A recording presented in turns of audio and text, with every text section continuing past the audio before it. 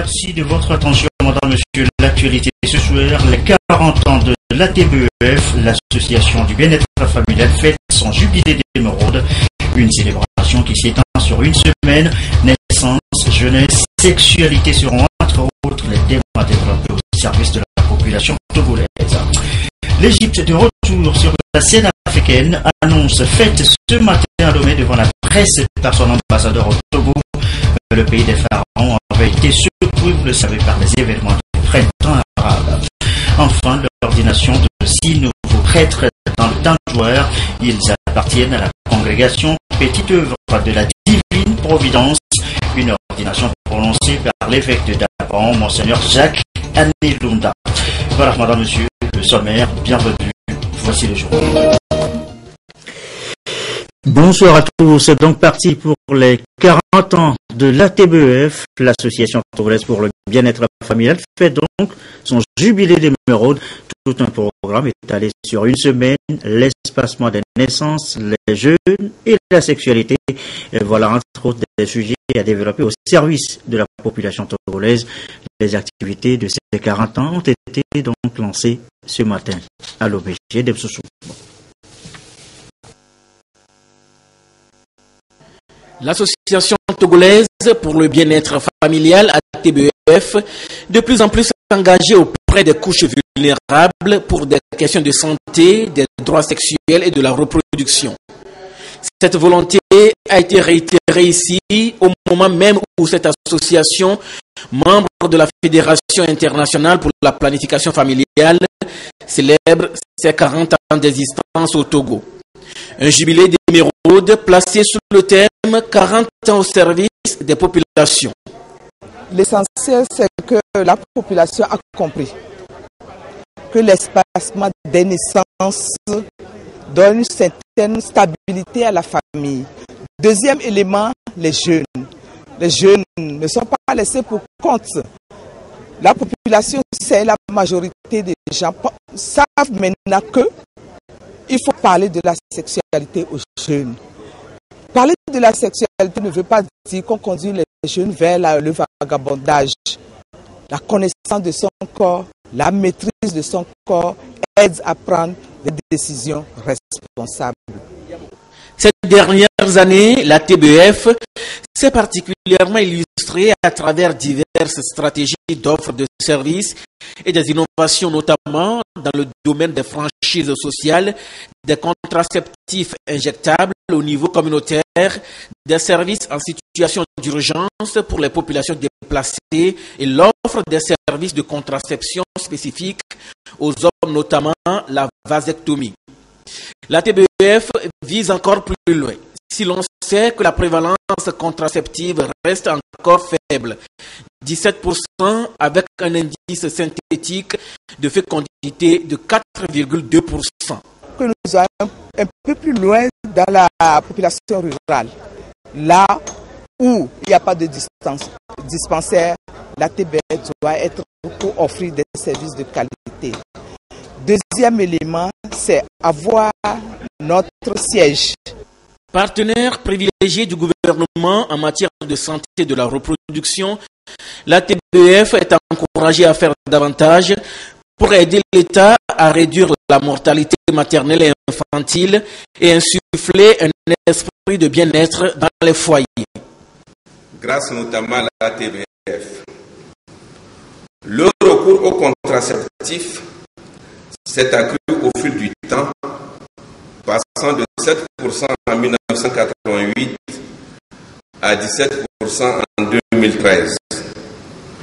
Des centres se sont multipliés avec des services diversifiés à la disposition des jeunes et des adolescents.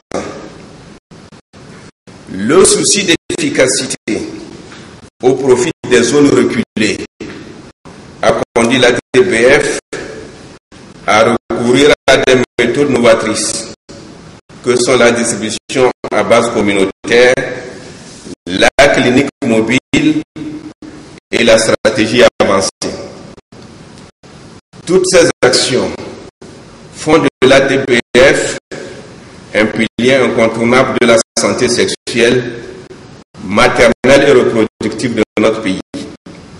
Vous avez pris une part active à la réalisation, quoique partielle, des objectifs 4, 5 et 6 du millénaire. Le gouvernement adresse ses vives félicitations à vous tous, dont le dévouement et l'imagination créatrice ont été à la base des résultats ainsi obtenus. Les innovations introduites par la TBEF lui ont valu le statut de Learning Center et de centre d'excellence. Tous les partenaires qui accompagnent cette association ont reçu des distinctions honorifiques. La TBEF est implantée sur toute l'étendue du territoire et travaille avec plus de 500 volontaires. Et l'espacement de naissance, l'un des sujets évoqués donc cette semaine, anniversaire de la TBEF, les naissances précisément, l'accouchement et en première ligne, les sages-femmes, comment renforcer davantage leurs compétences. On évoque de plus en plus l'agenda post 2015. Le sujet est à l'ordre du jour d'une rencontre ouverte à Lomé ce matin. Emmanuel Adjaglo et Serge Laclé.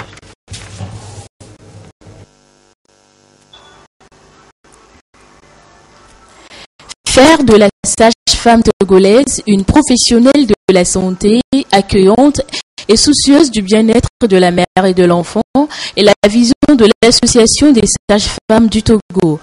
Dans son agenda post-2015, cette organisation veut atteindre cet objectif à travers le renforcement continu des compétences de ses praticiennes.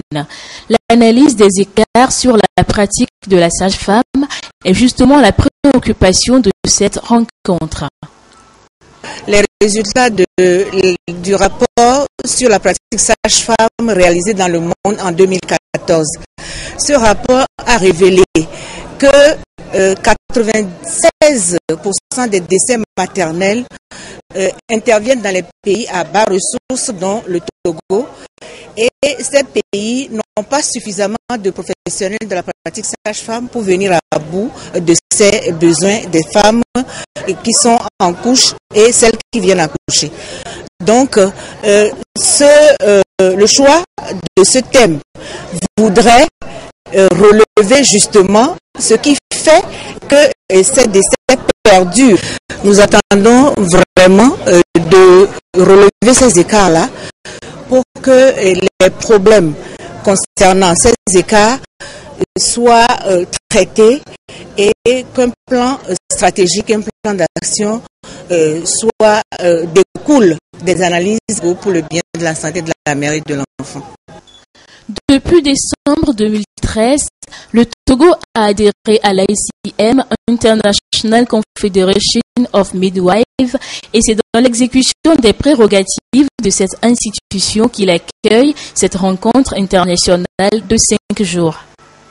ICM est arrivé pour faire respecter par toutes les collègues sages-femmes de l'Afrique de l'Ouest francophone les 3 piliers de l'association, à savoir l'éducation-formation. Parce qu'aujourd'hui, en Afrique francophone, il faut que la formation soit la même dans tous les pays parlant le français en Afrique de l'Ouest.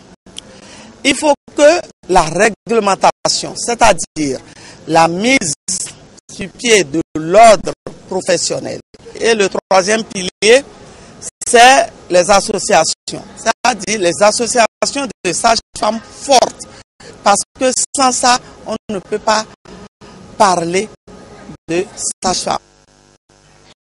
De cette rencontre à laquelle prennent part des sages-femmes du Togo, du Bénin, du Burkina Faso, du Niger, du Mali et de la Côte d'Ivoire, sortira à coup sûr le portrait robot de la sage-femme dont a besoin l'Afrique pour la promotion et la protection de la santé de la mère et de l'enfant.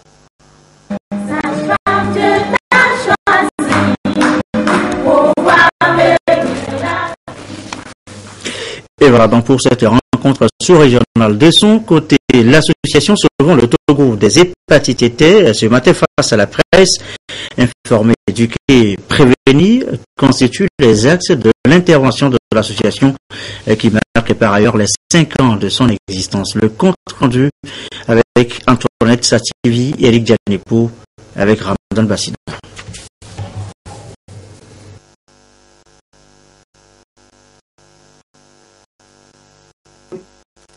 Souvent méconnue et ignorée, l'hépatite est la première maladie au monde dont le virus est transmis soit par le sang contaminé ou par la voie sexuelle. Elle est une pathologie virale à inflammation du foie. Sa morbidité est de 2,7% selon l'OMS et est susceptible de grimper d'après les prévisions. La méconnaissance des modes de prévention et de transmission de cette maladie aggrave la situation.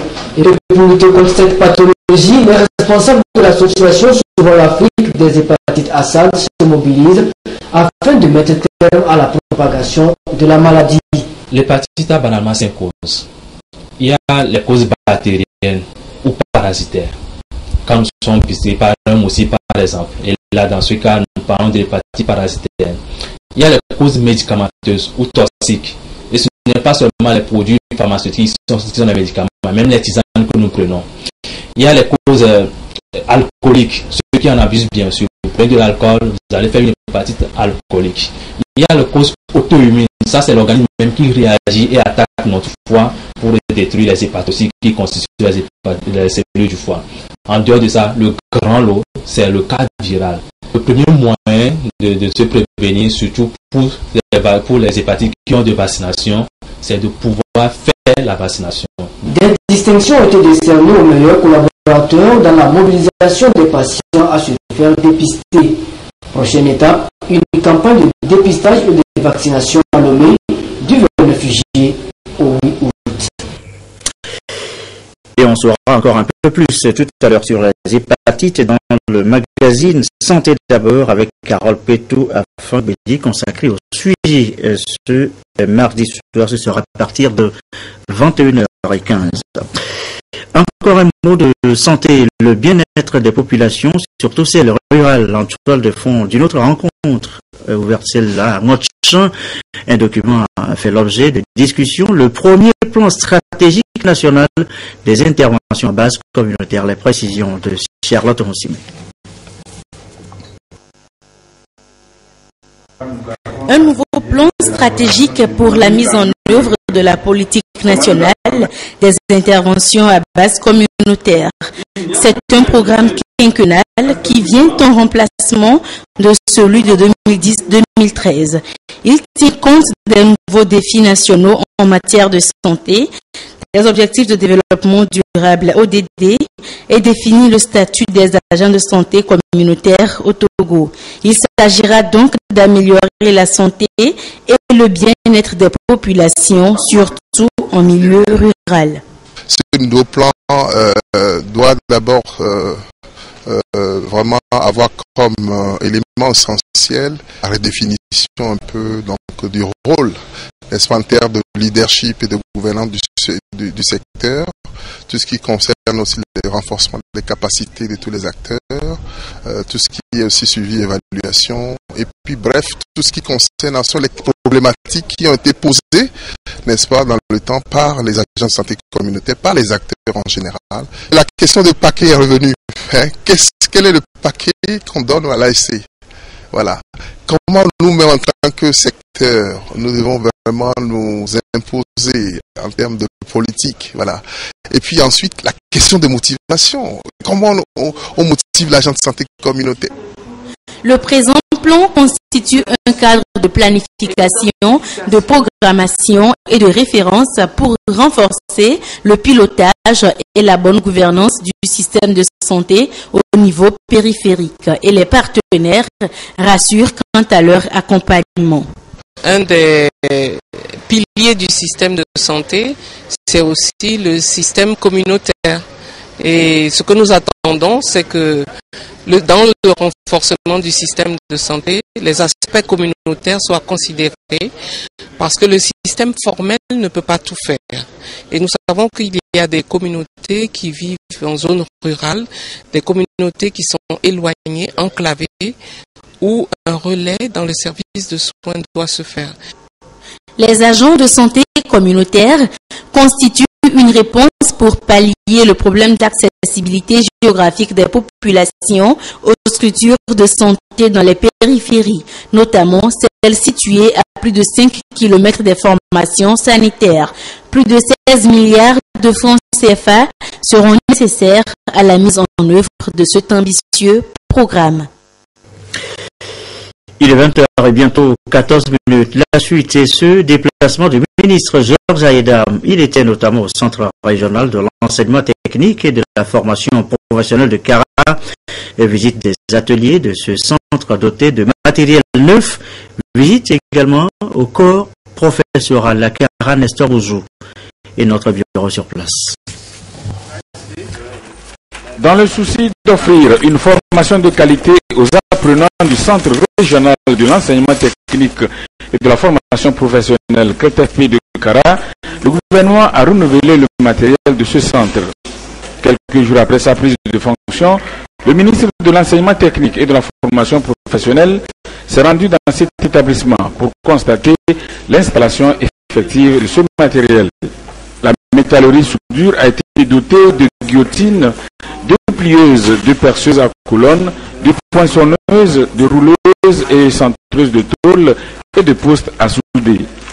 Quant à la mécanique automobile, elle a bénéficié d'armoires de traitement air, de splits ou caisses détecteuses de panne sur les moteurs électroniques, d'aspirateurs de gaz d'échappement, de purgeurs de freins, de fontaines de nettoyage, de démonteuses de pneus et d'équilibreuses de roues.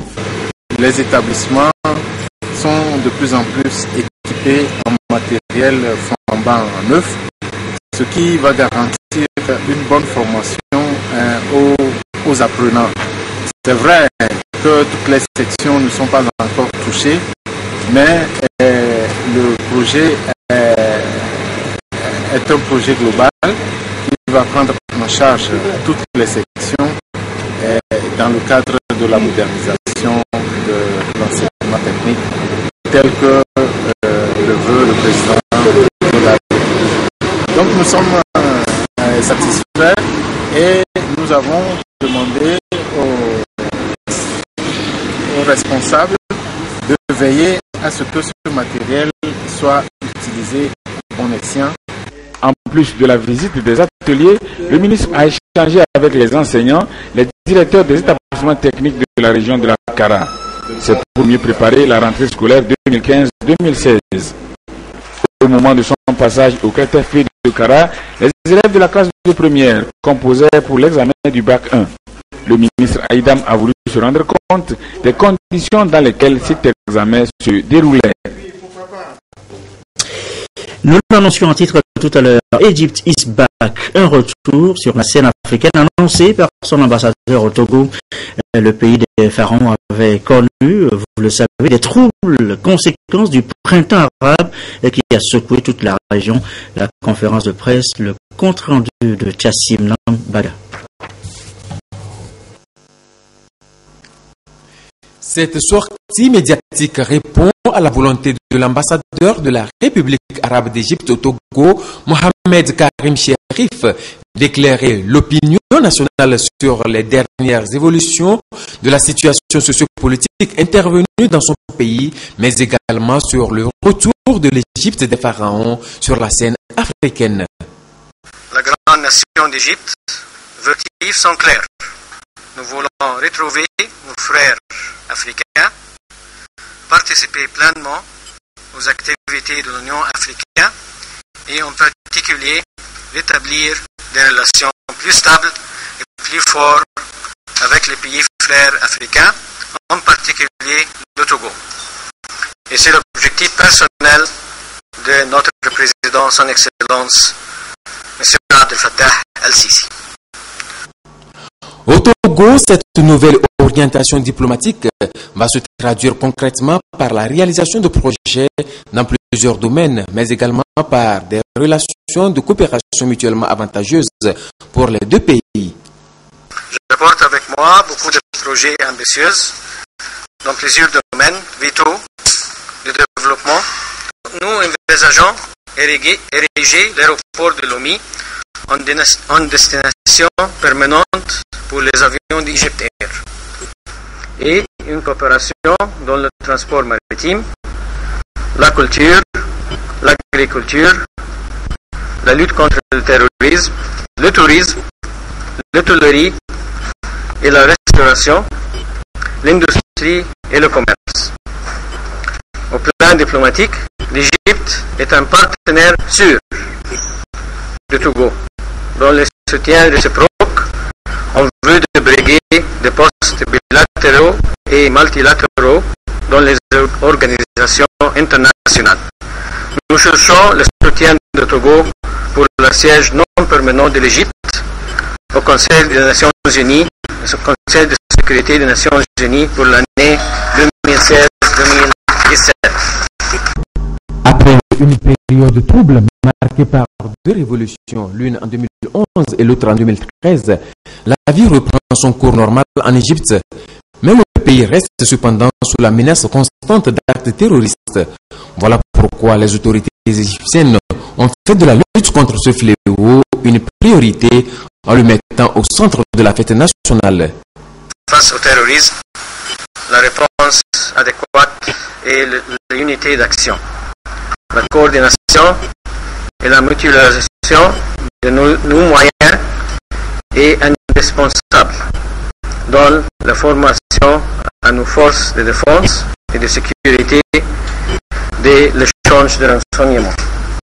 Aucun pays ne peut se prévaloir d'être à l'abri des dangers de terrorisme et aucun pays ne peut prétendre la vaincre toute seule. Je voudrais souligner que c'est un sujet sur lequel nous avons discuté et le président de la République togolaise, son Excellence Faure Gnassingbé, est d'accord sur l'importance de développer la coopération dans ce domaine.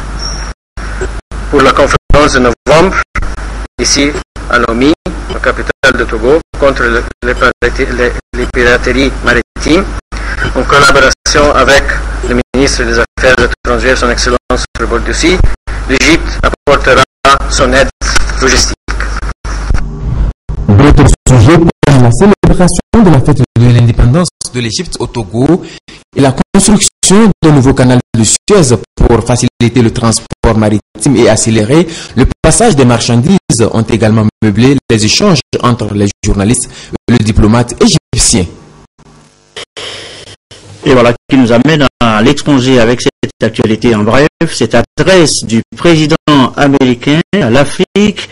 Barack Obama a tenu un discours ce mardi dans le rôle Nelson Mandela, lieu symbolique de l'Union africaine. Le président Obama a joué la fibre sentimentale en donnant sa vision de l'avenir de l'Afrique. Cela dit, retour chez nous au Togo avec la formation civique. Une équipe sillonne en ce moment même les régions du pays. C'est pour une mission de vulgarisation de la politique nationale de la formation civique, l'étape des plateaux, Balimé précisément. C'est avec Adolphe Packer.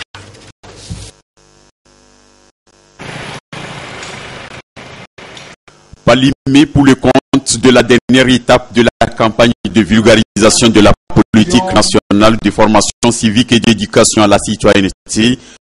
La population cible de la région des plateaux était bien au rendez-vous. Elle a été réceptive au contenu du document qui fait office de cette politique adoptée par le gouvernement en juin 2014. Leaders d'opinion et responsables de la société civile, ils sont d'ailleurs prêts et motivés à collaborer pour relayer le message en vue d'atteindre l'objectif visé par cette politique, le vivre ensemble dans une nouvelle société épanouie, unie, responsable et résolument engagée vers le développement. Et nous sommes très ravis de cette politique de civisme parce que nos jeunes ne reconnaissent pas l'importance du civisme, de la culture aujourd'hui. À l'issue de cette rencontre, nous devenons porteurs pour cette vulgarisation. Nous devons d'exhorter, d'inviter tous les acteurs et leaders d'opinion à servir de relais, à divulguer ces valeurs citoyennes autour d'eux et en vue d'un développement durable, tout d'abord de notre préfecture et partant de notre pays, le Togo. Les responsables du département de la formation civique, après les 10 jours de tournée à travers le pays, se disent satisfaits des résultats obtenus, mais en même temps, les regards sont tournés vers d'autres défis à relever. J'ai été heureux de savoir que les populations attendaient notre message, attendaient réellement notre message. Mais le défi à relever aujourd'hui, c'est la mise en œuvre réelle de ce que nous voulons au niveau de la citoyenneté. Et c'est ce défi que nous devons tous ensemble relever. Nous sommes tous concernés par les questions de salubrité. Nous sommes tous conscients par les problèmes de l'environnement. Selon la vision de cette politique, 60% des citoyens togolais d'ici à 2018 devront être conscients de leur pleine potentialité, aimer leur patrie, agir de manière responsable et respecter leurs devoirs dans un environnement socio-culturel et politique incitant à la vertu et favorisant l'émergence de la nation togolaise. Autre sujet évoqué maintenant, la transformation des produits agricoles. C'est l'un des éléments nécessaires au développement économique et social d'un pays, et pour donc valoriser cette activité qui exerce la plupart des femmes, eh bien le ministère de l'Agriculture, de l'Élevage et de l'Hydraulique a mis à la disposition de celle-ci un projet d'appui aux actions des femmes en matière de respect des normes de qualité et de transformation. C'est un projet piloté par la FAO et qui permettra donc aux femmes d'être outillées davantage en matière de transformation et de conservation. Les précisions, c'est avec Antoinette Omao-Vovor. Pendant longtemps, le sous-secteur de la transformation des produits agricoles était laissé presque inactif. Mais de nos jours, il est animé par des entreprises qui s'investissent dans la transformation et la conservation sur place des produits agricoles. Ces entreprises sont pour la plupart des initiatives privées et de petite taille. Ici, à l'usine Socmel, l'on transforme les céréales en produits finis. On s'approvisionne en céréales. Nous avons en général des femmes commerçantes qui nous livrent, qui connaissent nos produits. Ensuite, on récupère, on fait le stockage. Pour commencer la transformation, maintenant, on fait le tri, on fait le lavage, le séchage. Puis maintenant, on fait la mouture et on commence maintenant à faire la transformation. Lorsqu'on récupère tout d'abord le soja, ça contient toujours des déchets. On enlève des déchets, après on les lave et après tout ça on les sèche. Maintenant on obtient le soja bien propre. Maintenant on traite le soja, c'est-à-dire enlever les acides antinutritifs et les inhibiteurs de protéase qui sont dans le soja. Maintenant, après ce traitement, on peut procéder à de différentes transformations. Pour appuyer ces femmes, le ministère de l'Agriculture, de l'Élevage et de l'Hydraulique a mis en place le projet d'appui aux actions des femmes en matière de respect des normes de qualité et de transformation des produits agricoles. Une initiative qui guidera ces femmes dans la certification de leurs produits. On s'assure que les produits que les femmes mettent sur le marché sont de bonne qualité et puissent inspirer confiance aux consommateurs. Et la seule manière d'être sûr que ces produits sont de bonne qualité, c'est qu'ils soient certifiés par les structures nationales de certification des produits alimentaires. La FAO, partenaire financier, accompagne le produit à hauteur de 406 000 $ américains, soit plus de 200 millions de francs CFA. La FAO va mobiliser des experts de par le monde, que ce soit à Accra, que ce soit à Rome ou dans d'autres pays. Donc nous allons recruter des consultants nationaux et des consultants internationaux pour animer des formations à l'endroit des femmes et des formations spécifiques à l'endroit des cadres des laboratoires. La transformation, qu'elle soit artisanale, semi-industrielle ou industrielle, participe à une meilleure adéquation de la production à la consommation à moyen et long terme. Dans le reste de l'actualité, cette séance de formation sur la procédure d'octroi des licences de club, nous sommes là en football, ça concerne précisément les secrétaires généraux de club, la CAF, la Confédération africaine de football est derrière l'initiative avec la collaboration bien sûr de la Fédération togolaise de football. Modeste Kouma pour les précisions.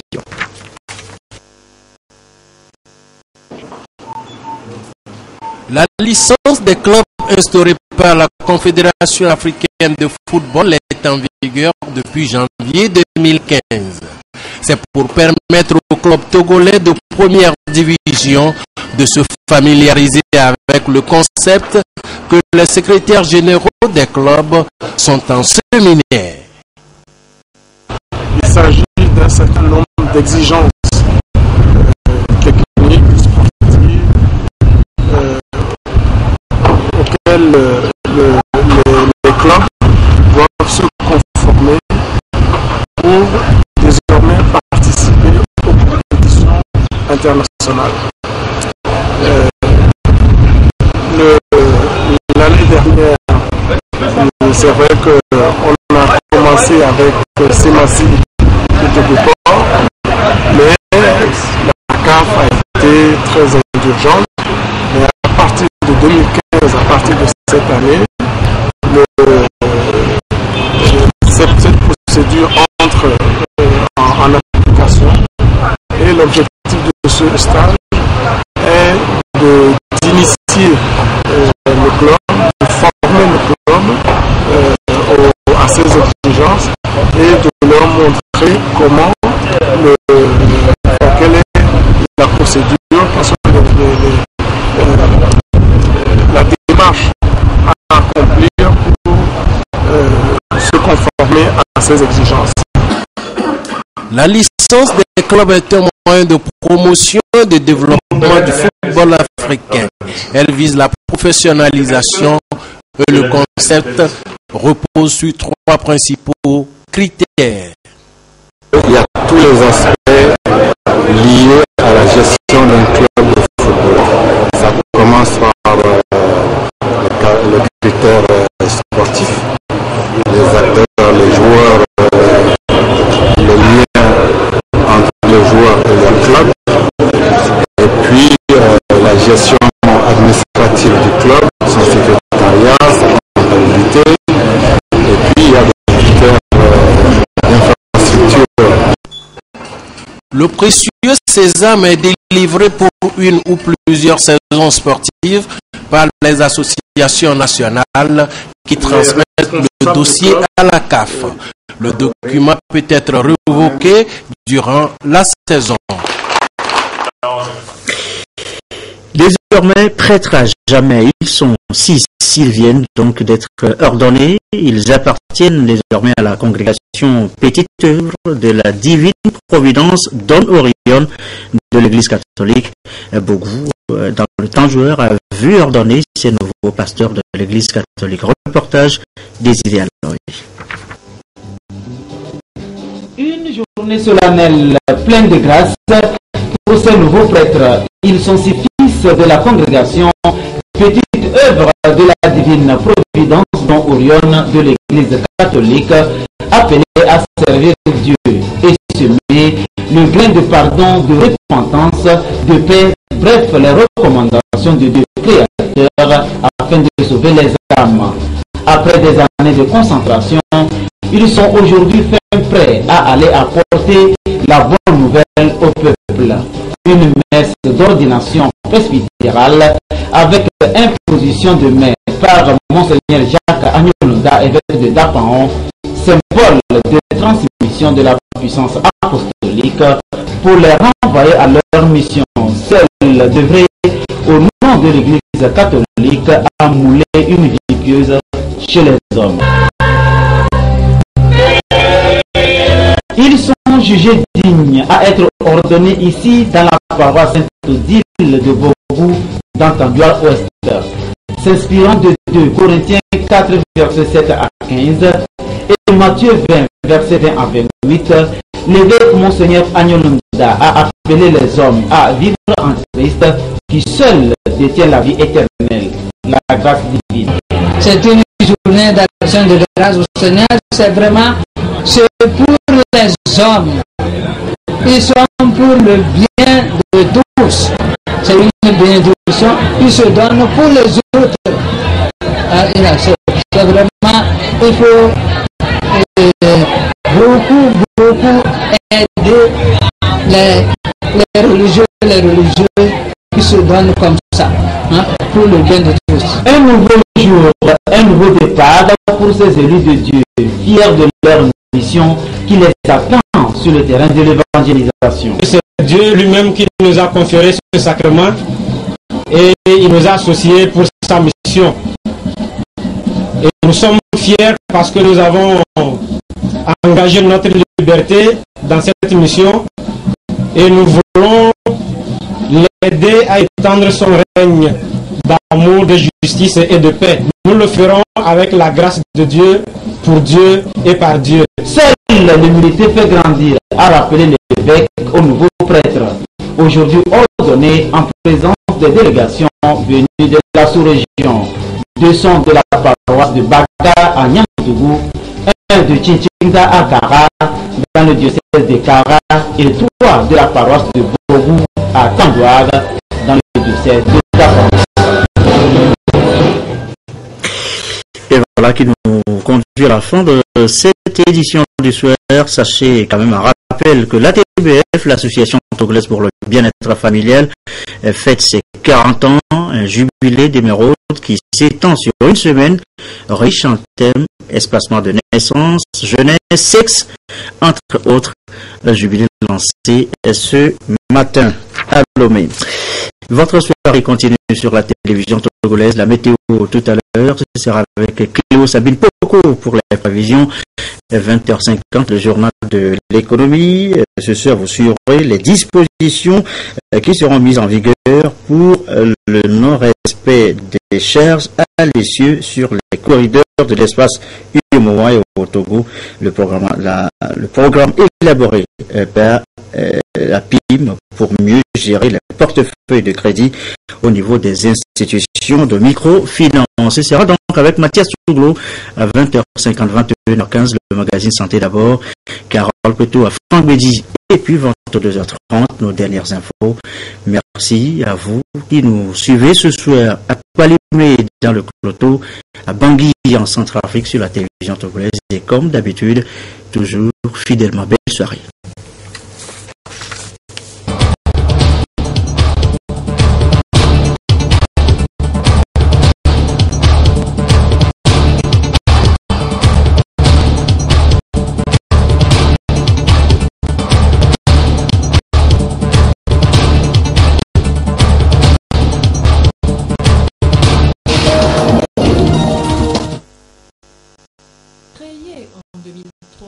L'école internationale Arc-en-Ciel s'est forgé une vision, contribuer à la formation de nouveaux leaders capables de servir et d'améliorer le monde.